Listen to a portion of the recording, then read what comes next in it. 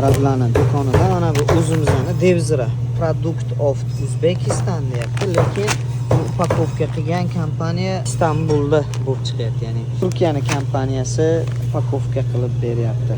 O'zimiz mana Xonqa lazer guruchimiz bor ekan bu yerda. Короче, narxi qanaqa? Narxi yo'q ekan. Mana Devziramizning narxi mana shu $15. Biz yashaydigan hududda bir nechta o'zbek oshxonalari ochildi, yopildi. Shular ichida bittasi ayniman ishlab kelayotgani o'sha choyxona. Shu choyxona number 1 Cincinnati'da.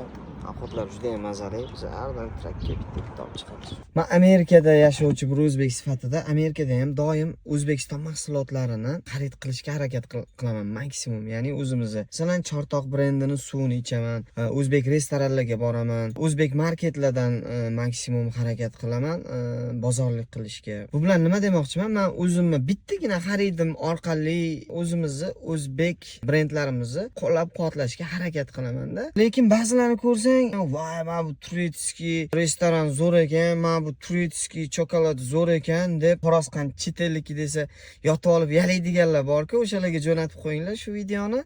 Shu bilan birga aytmoqchimanki, o'zbek brendlariga ham mijozlaringizni qadriga yeting doim.